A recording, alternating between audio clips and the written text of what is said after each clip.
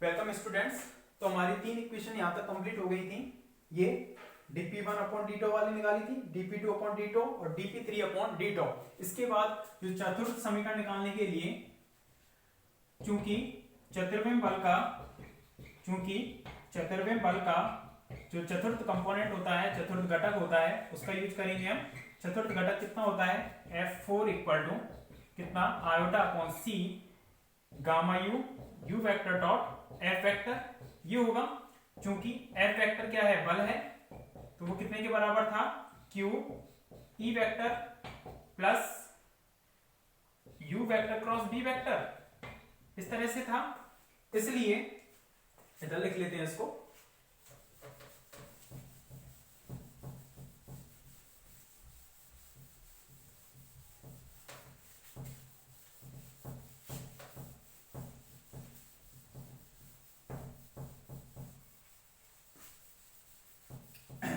तो उधर से देखो तो F4, इसलिए F4 इक्वल टू कितना हो जाएगा?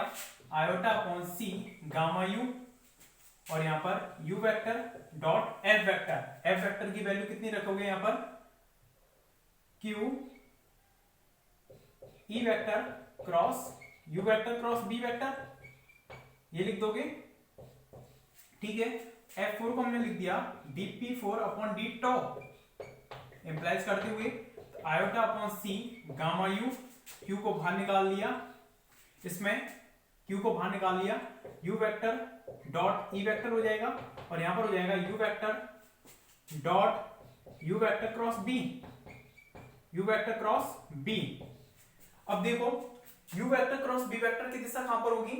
जैसे कि ये हमारा यू वेक्टर है, यहां पर काविश गति कर रहा है, बी वेक्टर ये है, दोनों के बीच में एंगल ये है, तो u vector cross B vector तो कहां पर आया? तल के लंबवत, इस तरह से बाहर की ओर होगा U vector cross B vector. और U vector cross B vector ये यू वेक्टर के कैसे है? लंबवत होगा, बी वेक्टर के भी लंबवत होगा और यू वेक्टर के भी लंबवत होगा, ये वाला सदिश। तो ये इस पर लंबवत है, तो यहां पर आप डॉट करोगे u vector cross B vector का यू के साथ, तो cos 90 आएगा। A vector dot b vector, इसको बी वेक्टर मान लो, कोई स्मॉल बी वेक्टर मान लिया। तो a vector dot b vector करोगे तो दोनों के बीच में cos 90 होने की वजह से ये वाला कितना हो जाएगा? 0 हो जाएगा। ये वाली टर्म कितनी हो जाएगी? 0, क्योंकि थीटा इक्वल टू यहां पर कितना होगा? 90 डिग्री डॉट के लिए। ठीक है, क्योंकि ऐसे लिख दो cos 90 0 होगा, जिससे आपको समझ में आ जाएगा। क्योंकि cos 90 इक्वल टू 0, तो यहां पर dp4 upon D T equal to iota upon C gamma you Q U vector dot E vector. इतना बचेगा हमारे पास, iota upon C gamma you Q gamma U vector dot E vector, इस तरह से लिख सकते हैं। आयोटा बाई सी क्यू, इसको कितना लिख सकते हैं? यू वेक्टर और डॉट ई वेक्टर, इस तरह से लिख दिया।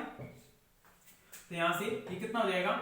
आयोटा बाई सी, या इस तरह से लिख दो Q U vector dot iota E by C, E vector upon C, इस तरह से लिख सकते हैं। कांस्टेंट संख्या अंदर लेंगे आयोटा बाई सी। अब इसको अगर हम खोलेंगे तो किस तरह से खोलेंगे इसको? u1, इसमें 3 कंपोनेंट समाहित होंगे, iota E X upon C plus u2 iota E Y upon C plus u3 iota E Z upon C, इस तरह से होंगे 3 कंपोनेंट। तो ये आ गए, और साथ के साथ इसमें u4 वो है ही नहीं, तो वो कंपोनेंट कितना हो जाएगा? 0। तो इस तरह से हमने कौन सा निकाल लिया? dp4 अपॉन डी टो, किसका यूज करते हुए? चतुर्वें बल के चतुर्थ घटक का यूज करते हुए। ठीक है, क्योंकि यहां पर जो ये बल है, जो कौन सा बल है यहां पर? लॉरेंज बल है, स्मॉल एफ वेक्टर। तो फोर्थ समीकरण हमने इससे निकाल ली। इसको इक्वेशन कितना दे रहे थे हम? 9 आ जाएगी इस पर, 8 के बाद 9 माना। इसमें भी कंपोनेंट मान लेते हैं हम। फोर्थ लाइन कौन सी होगी मैट्रिक्स की? 4-1 F42 F43 और F44, ये कंपोनेंट होंगे। कितने हो जाएंगे? ये आयोटा ई एक्स अपॉन सी हो जाएगा, ये आयोटा ई बाई अपॉन सी हो जाएगा, ये हो जाएगा आयोटा ई जेड अपॉन सी हो जाएगा, और ये वाला हो जाएगा 0। इस तरह से इसको डाल दिया हमने इक्वेशन नंबर 10। इसको मत डालो 9, इसको 9 कर दो। और इससे अतः dp4 अपॉन d2 हम निकाल सकते हैं।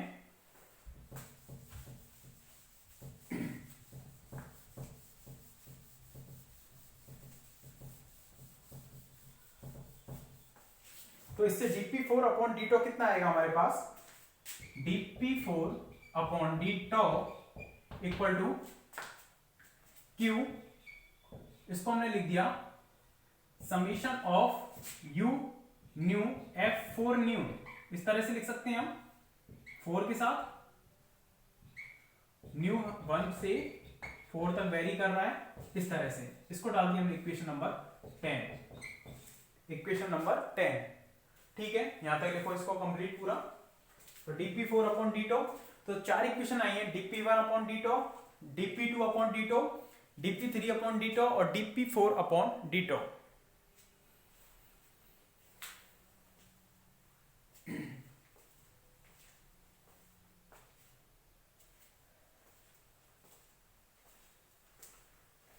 F4 को इस तरह से कट वाला बना लेना जिससे u में और 4 में अंतर दिख जाए आपको।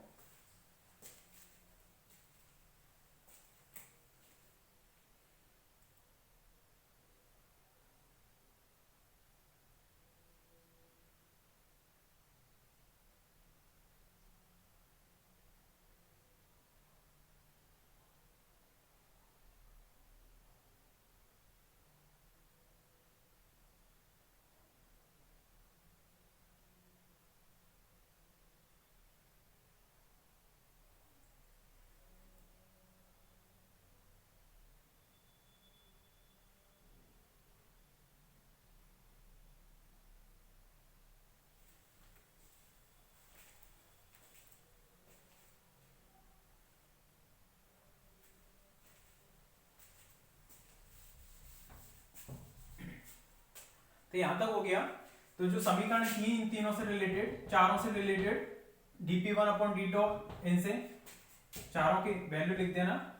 समीकरण नंबर कौन सा है इसमें, 10 को सम्मिलित रूप से लिखने पर इस टाइप की जो समीकरण थी dp1 अपॉन d2, उनकी नंबरिंग कर देना, dp2 upon d2, dp3 upon d2 और dp4 अपॉन d2 को सम्मिलित रूप से लिखने पर, सम्मिलित रूप से लिखने पर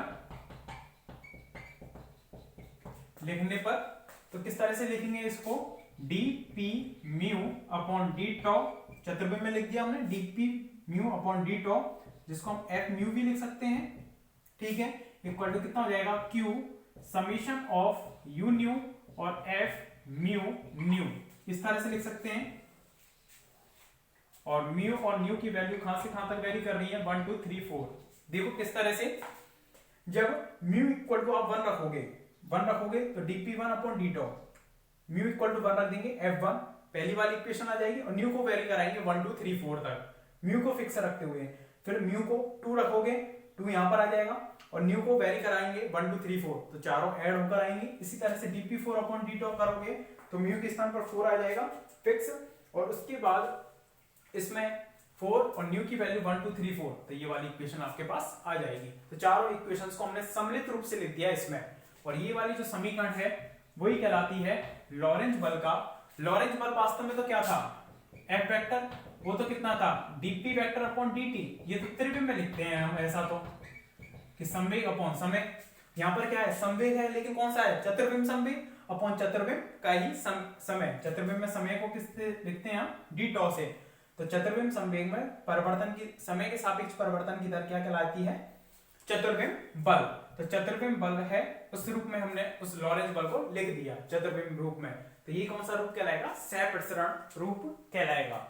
लिख देना इक्वेशन 11 तक।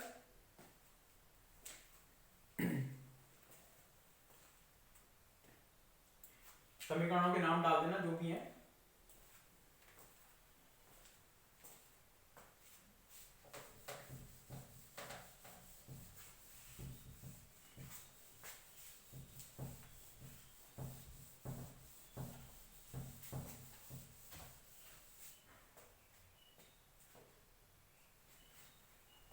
लिखना इसके आगे, उपरोक्त समीकरण लॉरेंज बल का सप्रसरण रूप ब्रैकेट में लिख देना चतुर्विम रूप कहलाती है। उपरोक्त समीकरण लॉरेंज बल का सप्रसरण रूप ब्रैकेट में लिख देना चतुर्विम रूप कहलाती है, जहां एफ म्यू न्यू 4/4 की एक मैट्रिक्स है, यानी कि 16 अवयवों की एक मैट्रिक्स है। जहां एफ म्यू न्यू 4/4 की एक मैट्रिक्स है जो कि निम्न है। एफ म्यू न्यू 4/4 की मैट्रिक्स को आप किस तरह से लिखोगे? इस तरह से F11, F12, F13, F14, ठीक है। यहां पर F21, F22, F23, F24 ये कंपोनेंट मान पर चल रहे थे। ये F फोर्स नहीं है, ध्यान रखना, ये फोर्स नहीं है, बस हमने F नोटेशन ले लिया है इस मैट्रिक्स के लिए, फोर्स नहीं है ये। F31, F32, F34, 33, F34 यहां पर हो जाएगा F41, F42, F43, F44 और सभी की आपको वैल्यू पता है F44, इस तरह से लिख दो 44। 4/4 की एक मैट्रिक्स है, सभी की वैल्यू यहां पर लिख देना। समीकरण कौन कौन सी में है ये, उन समीकरणों के नाम डाल देना, चारों के समीकरण से मान रखने पर सभी के मान रख दो इसमें, ये काम खुद कीजिए।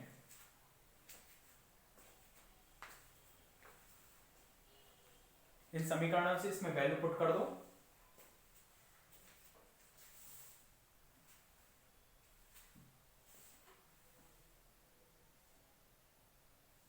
रखो।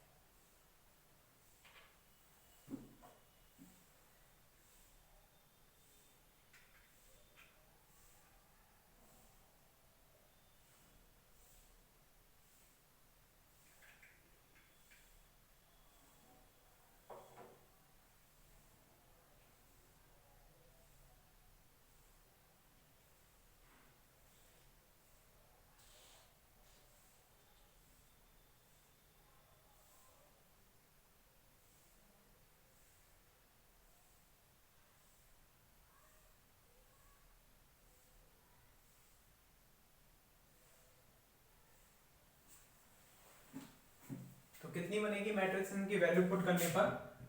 देखो ये एलिमेंट्स तो आपके जीरो आ रहे होंगे, मुख्य विकर्ण वाले अवयव। यहाँ पर आ रहा होगा आपका bx, यहाँ पर आ रहा होगा माइनस के by और यहाँ आ रहा होगा आपका bz। इस तरह से याद रखनी है ये माइनस के आयोटा ex अपॉन c, यहाँ पर minus iota ey upon c और यहाँ पर माइनस के आयोटा ez बाई c। मुख्य विकर्ण के अवयव जीरो हो गए। इसमें bz है तो ये माइनस के bz आ रहा होगा, by है तो ये माइनस के by आ रहा होगा, ये वाला ये वाला b बाई प्लस में आ रहा होगा और bx है तो ये प्लस में, ये माइनस में आ रहा होगा, ठीक है।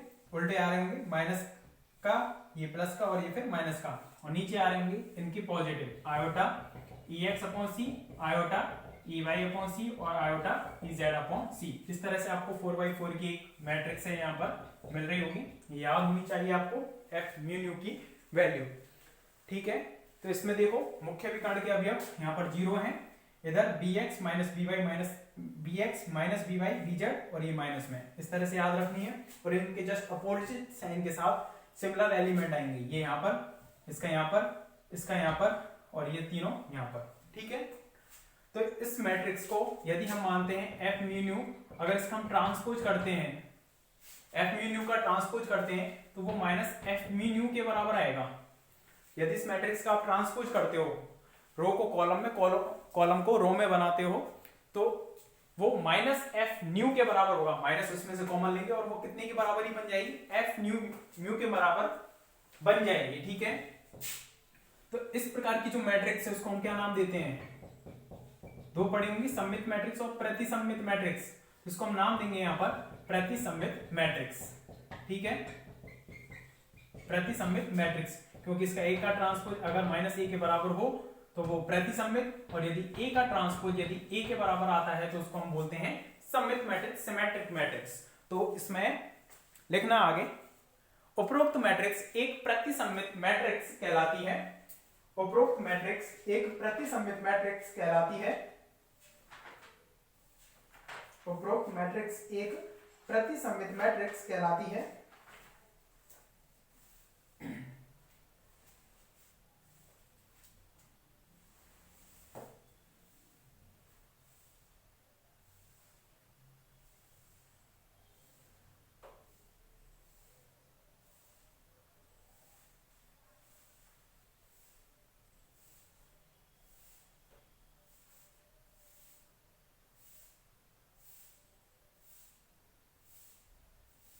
प्रतिसंवित मैट्रिक्स कहलाती है। ठीक है, ये आपका कंप्लीट हो गया कि लॉरेंज बल को अगर आप चतुर्विम रूप में वो पूछ रहा है क्वेश्चन, तो इस तरह से करना है आपको, एफ म्यू के फॉर्म में निकालना है, या सहप्रसरण रूप भी कहलाता है इस लॉरेंज बल का, सहप्रसरण रूप। इसके बाद क्वेश्चन ले वो,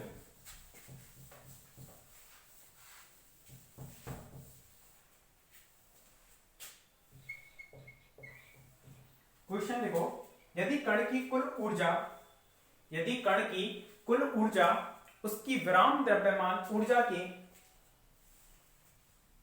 यदि कण की कुल ऊर्जा उसकी विराम द्रव्यमान ऊर्जा की 2 गुनी है, यदि कण की कुल ऊर्जा उसकी विराम द्रव्यमान ऊर्जा की 2 गुनी है, तब कण के वेग की गणना करो, तब कण के वेग की गणना करो। कर सकते हो गया इस क्वेश्चन को, क्योंकि कण की जो कुल ऊर्जा है, किस तरह से लिखते हैं हम, कण की कुल ऊर्जा कितनी होती है, E = mc², कण की कुल ऊर्जा होती है। प्रश्नानुसार अगर हम चलते हैं, प्रश्नानुसार कि कण की कुल ऊर्जा उसकी विराम द्रव्यमान ऊर्जा यानी m0c² की कितनी है, 2 गुनी है, तो इस तरह से लिख सकते हैं हम प्रश्नानुसार। ये तो कह रहा है कि कण की कुल ऊर्जा उसकी विराम द्रव्यमान ऊर्जा की 2 गुनी है। ठीक है, यहां से c² से c² कट गया तो m = 2m0 आ जाएगा। m = कितना होता है, m0/√1 - के v²/c² = 2m0, तो m0 से m0 कैंसिल आउट हो जाएगा, तो यहां पर 1 = 2√1 - के v²/c² लिख सकते हैं, ये लिख दिया। यहां पर दोनों तरफ अगर हम वर्ग करते हैं तो 1 = 4 1 - के v²/c², इस तरह से लिख सकते हैं। इसको और सॉल्व करते हैं तो 1/4 = 1 - के v²/c², तो v²/c² को इधर ले गए 1 - 1/4, तो v/c = कितना आ जाएगा, रूट में 4 - 1 यानी कि 3/4 ये आ जाएगा। इसको सॉल्व करेंगे तो √3/2 और c को इधर ले गए, तो कितनी वेलोसिटी होनी चाहिए उस कण की, इतनी अगर वेलोसिटी है, प्रकाश के वेलोसिटी का √3/2 गुना है, तो उस कण की कुल ऊर्जा उसकी विराम द्रव्यमान ऊर्जा की क्या होगी, 2 गुनी होगी। ये प्रूफ करना था, तो लिख दो इसको आंसर को।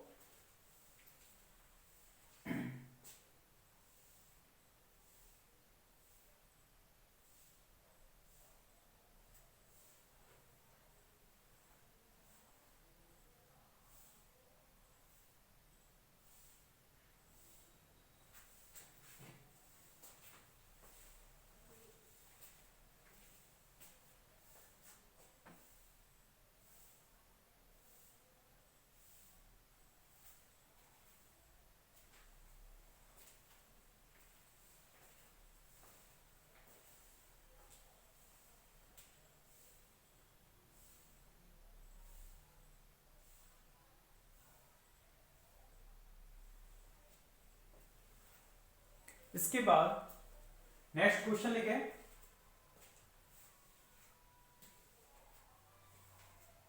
नेक्स्ट क्वेश्चन है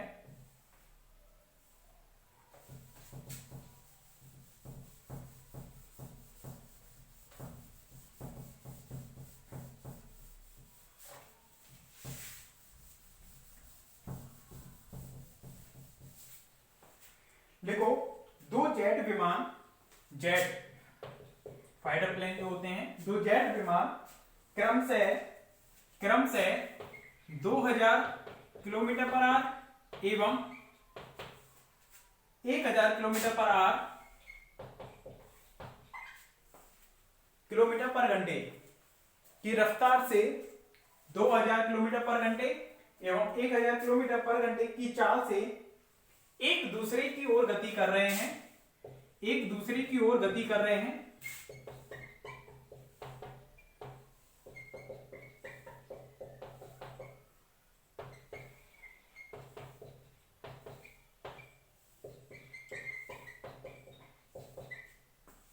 मतलब इसका वेग है 2000 किलोमीटर पर आवर और इसका जो वेग है, चाल है 1000 किलोमीटर पर आवर, और एक दूसरे की तरफ गति कर रहे हैं, जेट फर्स्ट और जेट सेकंड, एक दूसरे की तरफ, एक दूसरे से दूर नहीं जा रहे हैं, एक दूसरे के नजदीक आ रहे हैं। तब द्वितीय जेट के सापेक्ष प्रथम जेट का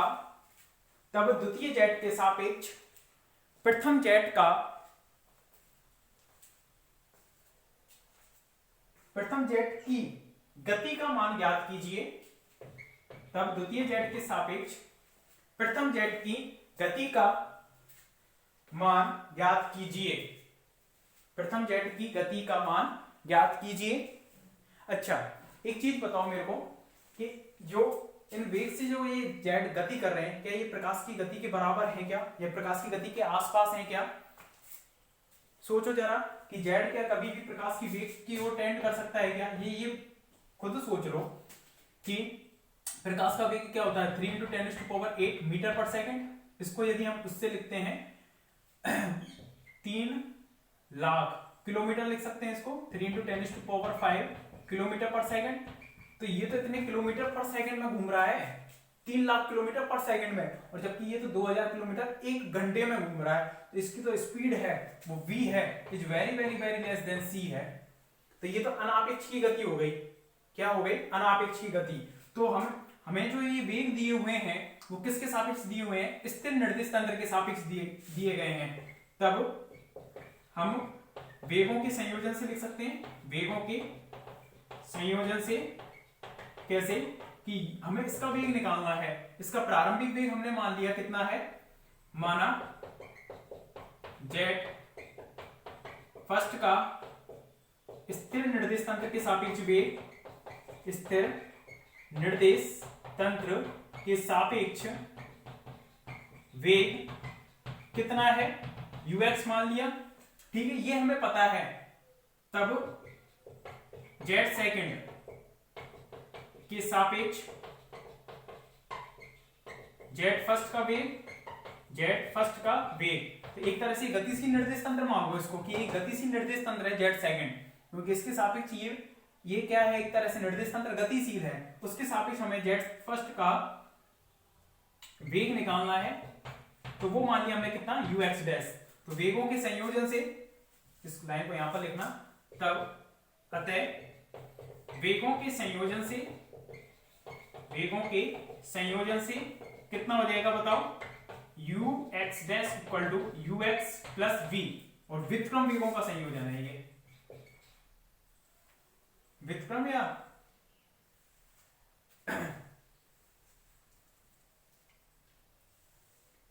ux अतः वेगों का संयोजन ही है यहाँ पर। ux dash equal to ux minus v upon ux minus v upon c square, ये होता था। वेगों का संयोजन कितना होता था, ux dash equal to ux minus v upon ux 1 minus ux v upon c square. लेकिन ध्यान रखना, इसमें कण इधर की दिशा में ही गति कर रहा है। जैसे हम वहां पर लेते थे ये फ्रेम, तो यहां पर तो एक एस फ्रेम था, इस तरह से एस फ्रेम था, और ये वाला कौन सा था, एस डैश। तो हम एस डैश को कौन सी दिशा में गति कराते थे, प्लस एक्स दिशा में। लेकिन एस डैश का काम अब कौन कर रहा है, ये वाला काम कर रहा है। तो ये कौन सी दिशा में गति कर रहा है, माइनस बी दिशा में, यानी माइनस एक्स दिशा में गति कर रहा है। तो माइनस दिशा में गति करने की वजह से ये साइन कौन सा आएगा, पॉजिटिव आएगा। चूंकि जो ux है is very very less than है c के। ux जो कण का वेग है, जेट फर्स्ट का जो वेग है, किसके सापेक्ष, स्थिर निर्देश तंत्र के सापेक्ष, वो कैसा है, सी की तुलना में बहुत कम है, इसलिए ux upon c square tend करेगा इधर की ओर, जीरो की ओर, क्योंकि ux में c का भाग लग रहा है, ये टेंड करेगा जीरो की ओर। तो ux डैश इक्वल टू कितना हो जाएगा, सीधा सीधा ux प्लस v, जहां v क्या होगा, जहां v जेड सेकंड का वेग है, जेड सेकंड या एस डैश निर्देश तंत्र का जो वेग आता है, एस डैश निर्देश तंत्र का काम कौन कर रहा है, जेड सेकंड का वेग है। तो यहां पर कितना हो जाएगा ये ux dash equal to ux कितना है 2000 प्लस ये हो जाएगा 1000 किलोमीटर पर आवर, तो ये कितना आ जाएगा हमारे पास 3000 किलोमीटर पर आवर, ठीक है ux डैश। तो जेड सेकंड के सापेक्ष जेड फर्स्ट का जो वेग आएगा वो 3000 किलोमीटर, वैसे तो वो स्थिर निर्देश तंत्र के सापेक्ष कितने वेग से गति कर रहा है 2000 किलोमीटर की रफ्तार से, लेकिन इसके सापेक्ष देखते हैं तो वो कितना हो जाएगा 3000 किलोमीटर पर आवर। जैसे आप देखते हो कि दो ट्रेनें एक ही दिशा में चल रही हैं और समान वेग से चल रही हों, वो कभी आपने देखा होगा ट्रेन चल रही है उसके पैरेलल में दूसरी ट्रेन चल रही है उतनी ही स्पीड से, तो आपको ऐसा लगेगा कि वो हम दोनों एक दूसरे के साथ स्थिरावस्था में, क्योंकि उसके जो डिब्बे हैं वो आगे पीछे नहीं हो पाते, वो सिमिलर चलते रहते हैं समान स्पीड हो तो। और यदि एक दूसरे के अपोजिट जा रही है वो ट्रेन, तो ऐसा लगता है वो कितनी फास्ट गुजर चुकी है, इतने फास्ट, मतलब आपको लगेगा मतलब 10 सेकंड में वो पूरी की पूरी ट्रेन आपके आंखों से क्या हो जाएगी, गुजर जाएगी, 10 सेकंड भी मुश्किल से लगेंगे जब अपोजिट डायरेक्शन में चलना है। तो ऐसा लगता है उस स्थिति में कि वेग बढ़ गया हो। तो आपेक्ष की गति होती है कि किसके सापेक्ष आप निकाल रहे हो, ठीक है। तो लिखें इसको,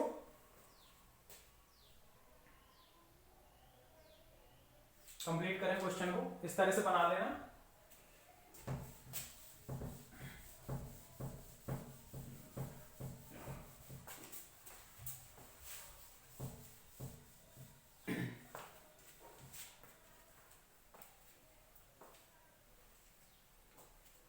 जेट फर्स्ट जेट सेकंड दोनों के जो वेग दिए हुए हैं स्थिर निर्देश तंत्र के सापेक्ष दिए हुए हैं, और जेट सेकंड के सापेक्ष जेट फर्स्ट का वेग निकालना है, तो ये एक दूसरे के अपोजिट चल रहे हैं और यहाँ पर अनापेक्ष की गति हो रही है एक तरह से, ठीक है।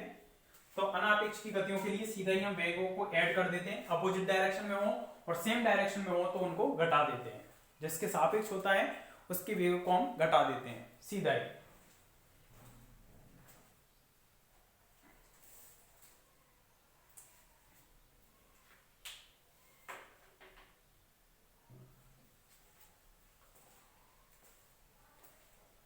तो जेट सेकंड के सापेक्ष जेट फर्स्ट का जो वेग होगा वो 1000 ऐड हो जाएगा, यानी कि 3000 किलोमीटर पर आवर की वेग से वो गति करेगा, ठीक है। आज के लिए इतना ही, आगे पढ़ेंगे नेक्स्ट लेक्चर में। Thank you.